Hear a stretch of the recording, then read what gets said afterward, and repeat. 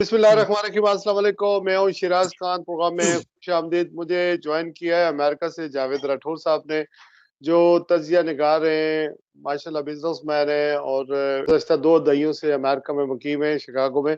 और हाफिज अदीब मुश्ताक साहब साफ़ी हैं और अपना एक प्रोग्राम करते हैं यहाँ यूके के चैनल के ऊपर।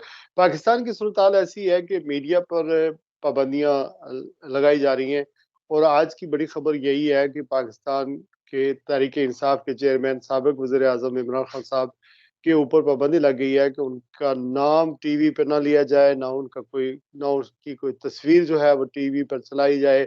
तो अब जो यूके, यूरोप, अमेरिका या ओवरसीज़ में पाकिस्तानी आबाद है, वो तो खबरें ही पिछले कुछ अरसे से इसी वजह से देखते थे कि इमरान खान साहब तो स्पीक करेंगे, वो कोई स्पीच करेंगे या कोई प्रोग्राम उनके हवाले से होगा, चूँकि एक होप दिलाई थी इमरान खान ने ओवरसीज़ पाकिस्तानियों को, और वो वैसे उनकी वो हमेशा मेंशन भी करते रहते थे अपनी तकरीरों में, अपने प्रोग्रामों में। और बहुत सारे लोग आइडियलाइज़ भी कर रहे हैं, क्योंकि ये जमहूरी माशरों में ओवरसीज़ पाकिस्तानी रहते हैं। लेकिन अब उन्हें डराया जा रहा है कि अगर आप फेसबुक के ऊपर, सोशल मीडिया के ऊपर इमरान खान के हवाले से कोई बात करेंगे, तो आपको यानी गिरफ्तारी होंगी, आपके पासपोर्ट कैंसल कर दिए जाएँगे, शनाख्ती कार्ड कैंसल करवा दिए जाएँगे। तो ये तरह-तरह की धमकियाँ हो रही हैं। तो ये सारे जो मीडिया पर पाबंदी लग रही है, उस हवाले से आज हम अपने इस वीलॉग में थोड़ी-सी गुफ्तगू करेंगे, इंटरव्यू में या प्रोग्राम में थोड़ी-सी बात करेंगे। हाफ़िज़ अदीब मुश्ताक साहब, आप इसको किस तरह देख रहे हैं कि ये तो एक बड़ा घुटन का माहौल हो जाएगा, फिर लोग क्या, उनके सेंटिमेंट क्या है यूके की अगर हम बात करें ख़ास तौर करके, और यूरोप की बात करें? ये डाइजेस्ट होने वाली चीज़ है? बिस्मिल्लाहिर्रहमानिर्रहीम। बहुत शुक्रिया शिराज़ खान साहब आपका, जावेद राठौर साहब आपका भी बहुत शुक्रिया। आपने शिराज़ खान साहब मौका दिया बात करने का। देखें, ये जो पाबंदी है मीडिया पे लोगों की ज़ुबानबंदी की, ये बदकिस्मती है हमारे मुल्क की, कि हम ये समझते हैं कि हम जब टीवी पर किसी के बोलने पर पाबंदी लगाएँगे, तो कोई सकूत ढाका नहीं होगा। हम समझते हैं कि जब हम किसी के बोलने पर, आज़ादी राय पर पाबंदी लगाएँगे, तो सियासी जमातें या फिर लोग अपनी मौत आप मर, ऐसा होता नहीं है। अगर हमने तारीख से सीखा नहीं है, तो बदकिस्मती से हमने तारीख को पढ़ा भी नहीं है। अगर हम तारीख को पढ़ते, तो हम देखते कि हमने कितने लोगों की ज़ुबानों पर पाबंदी लगाई, लेकिन वो चाहे वो लोग ज़िंदा रहे या मर गए, लेकिन उनका नज़रिया ज़िंदा रहा। आज आप देखें कि खान साहब पर पाबंदी लगाने की कोशिश की गई, उनका नाम तक नहीं आप ले सकते। साबिक वज़ीर-ए-आज़म है, आप उसे दहशतगर्द करार दे रहे हैं। साबिक वज़ीर-ए-आज़म को अगर वो दहशतगर्द है, तो आप उसके साथ नेशनल सिक्योरिटी काउंसिल में बैठते रहे। एक एटमी मुल्क का जो वज़ीर-ए-आज़म है, वो दहशतगर्द है, उस पर दहशतगर्दी की दफ़ात है, और फिर उस पर ज़ुल्म ये है कि ये भी कहा जा रहा है कि बोलो भी ना, आवाज़ भी ना उठाओ। अगर आप बोले, तो आप दुनिया के जिस कोने में भी होंगे, आपको उठा लिया जाएगा, आपको पकड़ लिया जाएगा। अगर आप नहीं होंगे, तो किसी और को पीछे से पकड़ लेंगे।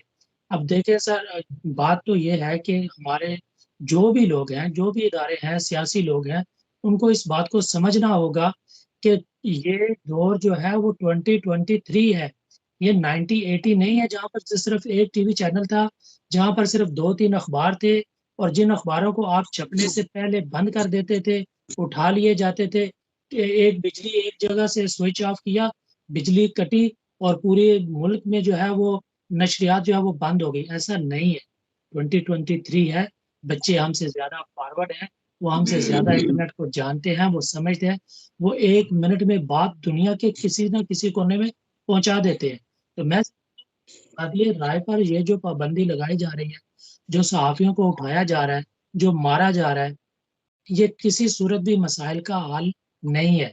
दुनिया की जंगें हुईं, मुज़ाकरात के ज़रिए उनके हल निकले, फिर अमन भी आया। लेकिन बात ये है कि मुज़ाकरात हों कैसे? करेगा कौन? कहाँ से करेंगे? जब आप मुज़ाकरात करने जाते हैं, आपको सेफ हाउसेज़ में बिठाकर ये कहा जाता है कि पहले हमारी बात मानें, फिर आपसे हम मुज़ाकरात करेंगे, और फिर उनसे प्रेस कॉन्फ्रेंस करवाई जाती है कि आप प्रेस कॉन्फ्रेंस करें, चाहे 1 मिनट की हो, और फिर उनको छोड़ा जाता है। तो मेरे ख़्याल में घुटन के इस माहौल में हर पाकिस्तानी जो ओवरसीज़ है या फिर पाकिस्तान में रहने वाला है, वो सारे देख रहे हैं किसी मसीहा की तलाश में, और उस मसीहा की तलाश में जो खुद इस वक़्त इन सारे मामलात में खुद मरकज़ी किरदार बना हुआ है। अच्छा, हाफ़िज़ साहब ये बताएँ कि जब रजीम चेंज हुई 2022 में, तो हमने देखा बहुत बड़े-बड़े मुज़ाहरे यहाँ पर हुए, यूके, यूरोप के अंदर, अमेरिका के अंदर भी बहुत बड़े मुज़ाहरे हुए। फिर इमरान खान साहब जब गिरफ्तार हुए तो बहुत सारे मुज़ाहरे हुए हर जगह दुनिया के अंदर। और अभी वीकेंड में अक्का-दुक्का मुज़ाहरा होता है, लेकिन अगर दोबारा वो गिरफ्तार हो जाते हैं, तो अपने जो पाकिस्तानी हैं, जो ख़ास करके यूके में या यूरोप में रहते हैं, वो फिर कोई प्रोग्राम बना रहे हैं। यानी आप तो एक मिनी पाकिस्तान में रहते हैं या ब्रेडफोर्ड में, तो लोगों के सेंटिमेंट क्या है? मज़ीद मुज़ाहरे होंगे या ये चीज़ अब ख़त्म ही हो गई है, चूँकि लोग इसको डाइजेस्ट कर लेंगे कि ये अब इमरान खान साहब का चैप्टर जो है वो एंड हो गया है, तो वेट एंड सी वाली बात होगी। हाँ जी, इसमें 2 चीज़ें हैं। अगर देखिए अगर खान साहब को गिरफ्तार किया जाता है तो ऑब्वियसली जो पीटीआई का हार्डकोर मेंबर है, वो तो बाहर निकलेगा। लेकिन जो पीटीआई के हार्डकोर हमदर्द हैं, हार्डकोर किधर यूके की बात कर रहे हैं? अब मैं ओवरसीज़ की बात कर रहा हूँ, पाकिस्तान की बात नहीं। मैं भी ओवरसीज़ जी, की जी। बात हुँ, कर रहा हूँ। हार्डकोर जी। ओवरसीज़ में देखिए ओवरसीज़ में भी खौफ-ओ-खिरास फैलाया जा रहा है। उनको कहा जा रहा है कि उनके नाम ईसीएल में डालेंगे, उनको जो है वो एयरपोर्ट पर आएँगे तो उनसे पूछा जाएगा। देखिए एक टेरर है ना, वो किसी भी तरीके से आप फैला लें। अब देखें, जो अगर खान साहब पर अब भी कुछ आपने देखा होगा कि जब एवनफ़ील्ड में मुज़ाहरे होते थे, तो बड़े-बड़े मुज़ाहरे हुए, स्ट्रीट्स बंद हो गई। लेकिन अब आहिस्ता-आहिस्ता उनमें कमी आ रही है। इसकी 2 वजह हैं। एक तो ये वजह है कि जो खौफ़-ओ-हरास फैलाने की कोशिश की जा रही थी, किसी हद तक उसमें कामयाबी भी हुई है और लोगों को मुश्किलात का सामना भी करना पड़ा। ओवरसीज़ पाकिस्तानियों को आपने देखा होगा, वो पाकिस्तान गए और वहाँ पे उनको बहुत सारी मुश्किलात का आवाज़ तो उठा लिए गए। और उसकी और जो दूसरी वजह है कि हार्डकोर मेंबर बाहर निकलेगा, वो निकलेगा, लेकिन शायद वो अब इतना इफ़ेक्टिव ना हो, क्योंकि आप जानते हैं कि रियासत की ताकत जो है, वो उसके सामने ठहरना किसी के बस की बात नहीं होती। आप आवाज़ उठाते हैं और जब जो दर्द दिल रखने वाले लोग होते हैं, आप एक बार आवाज़ उठाते हैं, नहीं सुनाई देती, 2 बार उठाते हैं, नहीं सुनाई देती, लेकिन कहीं न कहीं जाकर कोई न कोई वहाँ से कोई आवाज़ सुनता है, तो उस आवाज़ पे लबैक कहता है। लेकिन बदकिस्मती है कि यहाँ से आप जितनी भी आवाज़ें उठाएँगे, ना के जो बुत हैं वो खड़े हैं, तो वहाँ पर कोई भी किसी की सुनवाई नहीं होगी। मुज़ाहरे अगर हुए तो लोग निकलेंगे, लेकिन शायद उस तादाद में ना निकल सकें। अच्छा, मैं आपके पास दोबारा आता हूँ। जावेद राठौर साहब, आप क्या बताएँगे कि ये जो मीडिया पर पाबंदी लगाई जा रही है, सोशल मीडिया पर क्रैकडाउन, आज तो अमेरिका की बात हुई है कि जो अमेरिका में लोग बैठे हुए हैं, कनाडा में बैठे हुए हैं, लंदन में बैठे हुए हैं, वो यूट्यूबर हैं, प्रोग्राम करते हैं पाकिस्तान के खिलाफ, पाकिस्तान के अदारों के खिलाफ नफ़्तें फैलाते हैं, उन पर क्रैकडाउन किया जाएगा, उनको इंटरपोल के ज़रिए गिरफ्तार किया जाएगा। इस तरह की वो कहते हैं धमकियाँ दी जा रही हैं। तो हमें क्यों ये नहीं ओवरसीज़ पाकिस्तानी जो हैं, कुछ लोग हैं, ऐसी बातें कर रहे हैं, उन्हें नहीं करनी चाहिए। लेकिन जो आम हम जैसे लोग हैं, यानी कि आम लोग हैं, वो तो अगर पाकिस्तान की सिचुएशन के बारे में परेशान है, तो उनका राइट बनता है, end of the day is their country and their concern. तो आप क्या समझते हैं कि ये चीज़ चलने वाली है, ये डराना-धमकाना, या इसको देखिए, कोई सबसे सबसे पहली बात जो यहाँ तक मीडिया पर पाबंदी और सोशल मीडिया पे पाबंदी है, ये तो गैर आइनी है, गैर इख़लाक़ी है और गैर कानूनी है। ये बात, और दूसरी बात ये कि सोशल मीडिया पर पाबंदी लगाना और सोशल मीडिया यूज़ करने वालों को धमकियाँ देना और बिलख़ुसूस ओवरसीज़ पाकिस्तानियों को धमकियाँ देना, मैं समझता हूँ यही इंतहाई जो है वो इम्काना अमल है और इसका कोई फ़ायदा नहीं होगा, इसका जो नुकसान ही होगा। देखिए, अमेरिका में जो पाकिस्तानी कम्युनिटी है, शायद दुनिया में सबसे ज़्यादा बाअसर, पढ़ी-लिखी, रिसोर्सफुल और पॉलिटिकली भी बड़ी वाइब्रेंट कम्युनिटी है। एक तंज़ीम है जो है पाक पैक। तो पाक पैक जो है उसका बड़ा कंट्रीब्यूशन है पाकिस्तान के लिए। जब कभी भी पाकिस्तान पर मुश्किल वक़्त आया, जब प्रेस्लर तरमीम हुई, तो फिर पाक पैक ने इकट्ठे होकर फंड रेज़िंग की और जो प्रेस्लर तरमीम लेके आया था पाकिस्तान के खिलाफ, उसके खिलाफ कैम्पेन की, बंदे को फाइनेंस किया और उसको इलेक्शन में शिकस्त दी। तो इतनी इन्फ्लुएंशियल तंज़ीम है और ये हमेशा पाकिस्तानियों के लिए, पाकिस्तान के लिए काम करती रही है। लेकिन अब ऐसा वक़्त आ गया कि पाक पैक ने जाकर 3-4 रोज़ वाशिंगटन में बैठकर लॉबिंग की है, कांग्रेसमैन से, सेनेटर से, कैपिटल हिल में मुलाकातें की और पाकिस्तान की सूरत-ए-हाल पर तशवीश का इज़हार किया है। देखिए, एक तो बात ये है कि अमेरिका में जो कम्युनिटी है, उसको आप किसी भी तरह कर सकते हैं। या वो लोग हैं जिनका पाकिस्तान में भी आना जाना है या रिलेटिव है, उसकी वजह से शायद कुछ लोग हों, लेकिन अक्सरियत जो है उनको इस चीज़ की परवाह नहीं है और वो इस चीज़ को कभी भी तस्लीम नहीं करेंगे और आप उनको सप्रेस नहीं कर सकते। और फिर देखें, जो इन्वेस्टमेंट पाकिस्तान में जा रही थी, वो इन्वेस्टमेंट रुक जाएंगी। जो लोग वहाँ पे जाके इन्वेस्टमेंट कर रहे थे, प्रॉपर्टीज खरीद रहे थे या कुछ और लोगों की सपोर्ट कर रहे थे, वो सारा हाथ खींच लेंगे। तो इन द लॉन्ग रन हुकूमत को तो शायद होगा नुकसान, लेकिन मुल्क को नुकसान होगा। देखिए, वक्ती तौर पर आप जो इस वक्त हथकंडे हुकूमत इस्तेमाल कर रही है, जो मैं समझता हूँ ये बारबेरियन किस्म के हथकंडे हैं जो लोगों पर इस्तेमाल किए जा रहे हैं, और जो बाहर की कम्युनिटी है उसको भी थ्रेट किया जा रहा है। तो वक्ती तौर पर शायद आप कामयाब हो जाएं, लेकिन इन द लॉन्ग रन आप पाकिस्तान के लिए मुश्किलात खड़ी कर रहे हैं। मुझे लगता है कि आपके इकदामात से पाकिस्तान को नुकसान पहुंच रहा है। इमरान खान के इकदामात से तो पाकिस्तान को नुकसान नहीं पहुंचा। अब इमरान खान को सजा दे रहे हैं, किस चीज की सजा दे रहे हैं? इस चीज की सजा दे रहे हैं कि वो पाकिस्तान में पहला और आखिरी जो है गोल्ड मेडल वो लेकर आया था, पाकिस्तान को उसने जितवाया था। फिर पाकिस्तान में सबसे पहला कैंसर हॉस्पिटल उसने बनाया, जहां अभी भी 60% लोगों का इलाज मुफ्त होता है। यूनिवर्सिटीज उसने बनाई, और उस बंदे ने करप्शन नहीं की, बाहर से पैसा लेकर पाकिस्तान में गया, पाकिस्तान से बाहर पैसा नहीं लाया, इसलिए कि उसने कोलेबरेट नहीं किया। जो अपॉर्चुनिस्ट लोग थे, जो करप्ट लोग थे, उनके साथ वो नहीं बैठा, उनको बैठने के अहकामात दिए गए, वो नहीं बैठा उनके साथ, तो उसकी सजा दी जा रही है।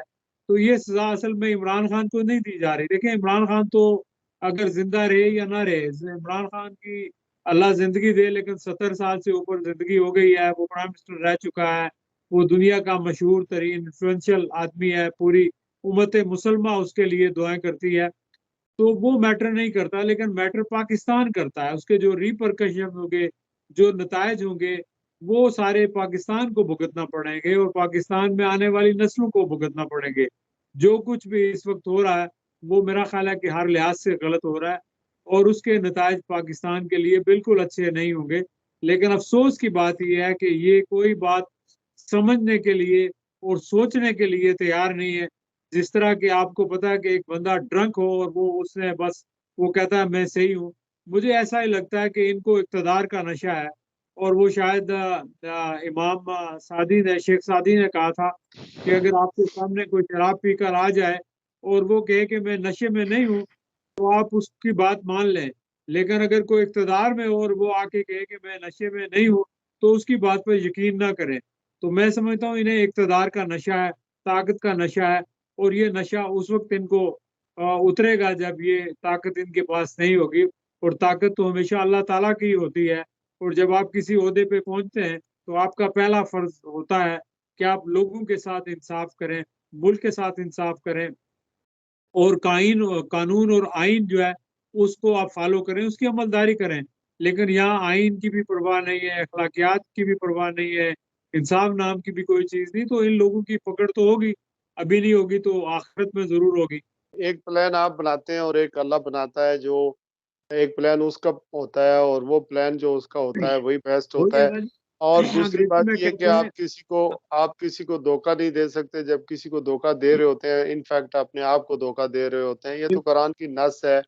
तो इस हवाले से मेरे ख्याल में एक और बात भी है कि ये अनफॉर्चुनेट है कि पाकिस्तान 25 करोड़ अवाम का मुल्क है। नए सेंसस के मुताबिक 67% नई यूथ है। और वो न्यू न्यू यूथ जो है उनको जॉब्स चाहिए, मुल्क को तरक्की चाहिए, मुल्क को एक सस्टेनेबल जमहूरियत चाहिए। चूँकि बगैर जो लोगों के हकूक पूरे किए बगैर लोग आम होते हैं मुल्कों के अंदर, वरना पहाड़ होते हैं, दरिया होते हैं, ज़मीन होती है, सब कुछ होता है। और लेकिन लोग ना हो तो मुल्क नहीं होता। तो लोग इस वक़्त जो हैं वो चंद लोग समझते हैं कि ये मुल्क उनका है, बाकी सबका नहीं है। बल्कि होना तो यही चाहिए कि इसकी ओनरशिप तो सबको देनी चाहिए और लेनी भी चाहिए। लेकिन लेकिन आप समझते हैं कि आने वाले दिनों में कुछ इसमें से बेहतरी तो होगी ना, चूँकि ये सदा एक जैसे दिन तो नहीं रहते ना? देखें जी, बेहतरी तो इंसान वो कहते हैं ना, दुनिया उम्मीद पे कायम है। लेकिन जो हालात जा रहे हैं मुझे तो बेहतरी नजर नहीं आती, मुझे तो अंधेरा ही अंधेरा नजर आता है। मैं तो पिछले साल से ये कह रहा था कि जिस तरह सारे फ्रीक जा रहे हैं कोलोजन होगा, और वो आपने देखा कि कोलोजन हुआ और उसके नतीजे आपके सामने आ रहे हैं। और बजाय इसके कि वो सारे लोग जो है वो एक स्टेप बैक लेते, लेकिन उसके बजाय वो सारे आगे बढ़ रहे हैं, और उसका नतीजा जो है बिल्कुल खतरनाक होगा। और हालात कुछ बेहतरी की तरफ मुझे नहीं दिखाई देते, कुछ अल्लाह ताला की तरफ से हो तो बेहतर है, लेकिन लेकिन लेकिन मुझे जो नजर नहीं जो आ रही। जो अमेरिका में पाकिस्तानी हैं वो इस वक्त पाकिस्तान की खबरें वॉच कर रहे हैं या नहीं कर रहे हैं जब से देखिए, मैं ये। आपको बताऊं कि बहुत सारे पाकिस्तानी जो मुझसे बात हुई है, लोगों ने टेलीविजन देखना छोड़ दिए हैं, बल्कि डिस्कनेक्ट कर दिए हैं। लोग कहते हैं कि जी फॉरगेट पाकिस्तान, पाकिस्तान को भूल जाएं, ये मुल्क ऐसा है ही नहीं है कि जिसके लिए हम अपना वक्त जाया करें और वहां पर पैसे भेजें। अब लोग लाताल्लुक होना शुरू हो गए। यही तो मैं कह रहा हूँ कि लोगों की उम्मीद जब आप छीन लेंगे तो फिर उसके बाद क्या होगा। देखिए, यहाँ जो पाकिस्तानी है उनको पाकिस्तान की क्या जरूरत है, सिवाय वो इसके कि बिला अपने मुआवजा मुल्क को सफीर वो है तरक्की पाकिस्तान देते हैं। के, लेकिन वो सफारतकारी जो है वो किसी काम की उल्टा उनकी जो लॉयल्टी है उस पर शक किया जा रहा है कि आपने नेशनैलिटीज ली हुई हैं, वहाँ बड़े बने हुए हैं हमें डिक्टेट करने के लिए, पाकिस्तान की बातें करने के लिए। आप मिस गाइडेड हैं, आप लोगों को पता क्या है, अगर रहना है तो पाकिस्तान में रहते, नहीं, बाहर चले वो गए देखें, हमें। वो एक लिहाज से मिसगाइडेड कहते हैं, वो ठीक है। इस लिहाज से हम लोग मिसगाइडेड हैं कि जो वहाँ का करप्ट सिस्टम है उसको हम कबूल करने के लिए तैयार नहीं है, वहाँ की जो मुनाफिकत है उसको कबूल करने के लिए तैयार नहीं है, वहाँ की जो करप्शन है उसको कबूल करने के लिए तैयार नहीं है, जो वहाँ आइन शिकनी हो रही है उसको कबूल करने के लिए तैयार नहीं है। वो समझते हैं कि जो वो वहाँ पे आइन शिकनी करें, करप्शन करें, झूठ बोलें, मुनाफिकत करें, हर चीज को हम तस्लीम करेंगे और हम जी हजूरी में सारा लाएंगे, तो फिर वो कहेंगे कि बस हम जो है वो मुहिब वतन भी हैं और काबिल एतमाद अदब भी बा हैं। मुलाइजा सर हम तस्लीम करते हैं। जावेद राठौर साहब, हाफिज अदीब साहब को से पूछना ये है, अगला मंजरनामा क्या है?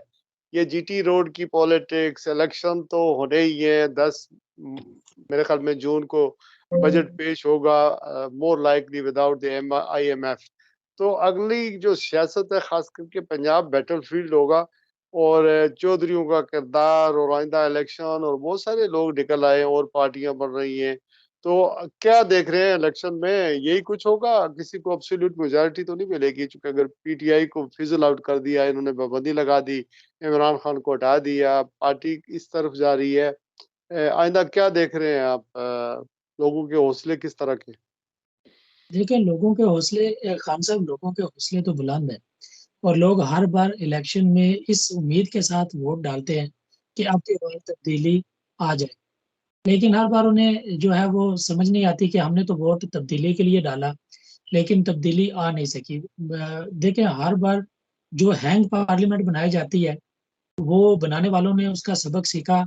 उन्होंने देखा कि एक पार्टी को उन्होंने 2/3 अक्सरियत दिलवाई, लेकिन 2/3 अक्सरियत के बाद उस पार्टी ने क्या किया, और उसके बाद उन्होंने उन्होंने सीख लिया। उन्होंने सीख लिया, जिन्होंने ताकत देनी है उन्होंने सीख लिया कि किसी एक बंदे को ताकत जो है वो नहीं देनी है। अब उसके बाद आपने देखा कि जनाब मुशर्रफ के बाद जितने भी इंतखाबात हुए, किसी भी एक पार्टी को ताकत नहीं मिली। उनके साथ कुछ ना कुछ जो है वो छोटे से अलायंस बनाए गए, जो मर्जी के मुताबिक उनको जो है वो मूवमेंट करवाई जाती है कि आप यहाँ चले जाएं, वहां चले जाएं, उस पार्टी के साथ बैठ जाएं।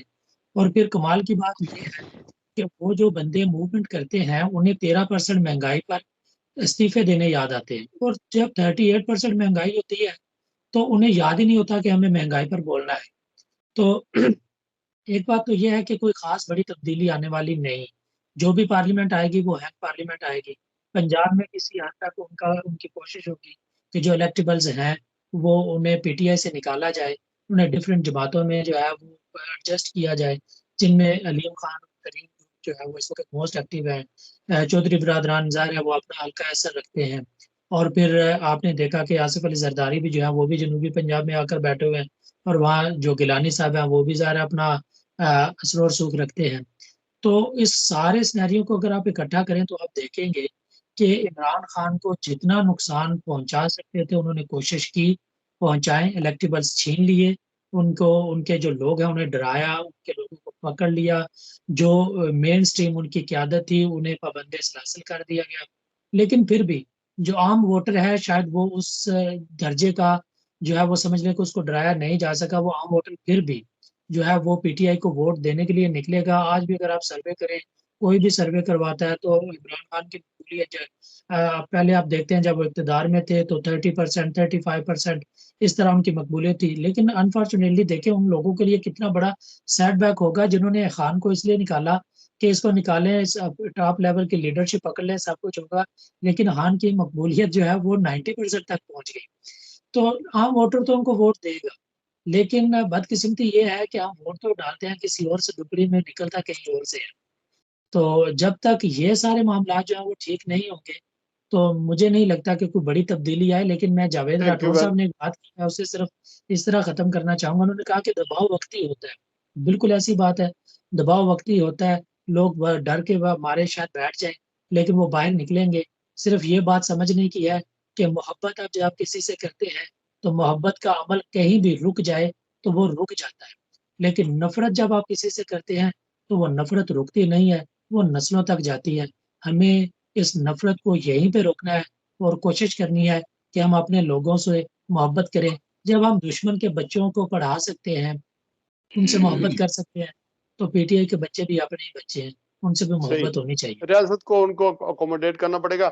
मेरे ख़्याल में हमारा प्रोग्राम लंबा हो रहा है। आखिरी बात यही है कि जो ओवरसीज़ पाकिस्तानी हैं, वो पाकिस्तान के बिला मुआवज़ा सफ़ीर हैं और हमेशा पाकिस्तान के इस्तेहकाम की बात करते हैं। कश्मीर के साथ जो ज़ुल्म हो रहा है कश्मीर में, उसके लिए मुज़ाहरे करते हैं और इस वक़्त मुल्क को मजमूई तौर पर पाकिस्तान के अंदर जो कुछ हो रहा है, जो गंद हो रहा है, वो उसका बहुत ज़्यादा नुकसान हो रहा है। दूसरी बात ये कि अगर आप इमरान खान के हमायती हैं, नवाज़ शरीफ के हमायती हैं या किसी भी जमात के हमायती हैं, बिलावल के हमायती हैं, तो आप कहीं भी रहते हैं, पाकिस्तान में हैं या ओवरसीज़ में हैं, आपको पूरा हक है कि आप हमायत अपनी जारी रखें और अगरचे आप लॉ एंड ऑर्डर को अपने हाथ में ना लाएँ, मुज़ाहरे करना आपका हक बनता है। पाकिस्तान की मुसल्लह अफ़वाज का कोई भी, मैं अपने पूरी सनद से कहता हूँ कि कोई भी पाकिस्तानी खिलाफ नहीं है। अगर दुश्मन ने कभी हमला किया या दुश्मन को कहीं डिफेंड करना पड़ गया तो पाकिस्तान की आर्मी के साथ ये ओवरसीज़ पाकिस्तानी भी हमेशा साथ उसका देंगे और फिर ख़ास करके जो पाकिस्तान के अंदर लोग हैं, वो सारे यूनाइटेड हैं, सीसा पलाई हुई दीवार है। लेकिन लोग नाराज़ हैं, उनकी नाराज़गी को ख़त्म करना है। किसी तरीके से जो लीडरशिप ने नाराज़गी की है, रेजिम चेंज ऑपरेशन के बाद मसलसल किया जा रहा है, तो उनको कम से कम राज़ी करना होगा। इससे रियासत की के लिए और हमारी जो अदारे हैं, वो मज़बूत होंगे। अगर आप आइन को नहीं मानेंगे, पार्लियामेंट को नहीं मानते, पार्लियामेंट को बेतकीर कर रहे हैं, नैब का वजूद आपने ख़त्म कर दिया, ये चीज़ें कर रहे हैं तो फिर मुल्क किधर जा रहा है? ये चीज़ें लोग देखते हैं और आजकल हर चीज़ ओपन है और अगर एक शख्स का मामला है, तो एक शख्स जो है जिसको आप बिल्कुल उसको दीवार से लगाना चाहते हैं कि पाकिस्तान की हालात ठीक हो जाएँगे तो आई डोंट नो कि कैसे ठीक होंगे। चूँकि पिछले 1 डेढ़ साल से तो ये हुक्मरान जो 15-16 जमातें बैठी हुई हैं, इनसे मुल्क चल नहीं रहा। जितने इकॉनमी के जो फिगर्स हैं वो नीचे जा रहे हैं। आज के लिए बस इतना ही। इंशाल्लाह हम कोशिश करेंगे कि इन्हीं प्रोग्रामों के दौरान आपसे बात करें। आपको डरने की ज़रूरत नहीं है। ओवरसीज़ में बसने वाला कोई भी गैरतमंद पाकिस्तानी ऐसा नहीं है जो मौजूदा हुकूमत से डर जाए और धमकियाँ जिस तरह की मिल रही हैं, कोई शनाख्ती कार्ड किसी का कैंसल नहीं कर सकता और जो लोग वैसे ही बाहर बैठ के पाकिस्तान की फ़ौज की प्रोपेगेंडे करते हैं, बातें करते हैं और इंडिया में उनके चैनल देखे जाते हैं, हम उसके भी खिलाफ हैं। हम पाकिस्तान की तामीर चाहते हैं, पाकिस्तान को मजबूत करना चाहते हैं और इसी पर जो है वो मैं अपने प्रोग्राम को आज कंक्लूड करता हूँ। जावेद राठौर साहब और हाफ़िज़ अदीब मुश्ताक साहब से इजाज़त चाहता हूँ। आप सबसे अपना बहुत सारा ख़्याल रखिएगा। अल्लाह हाफ़िज़।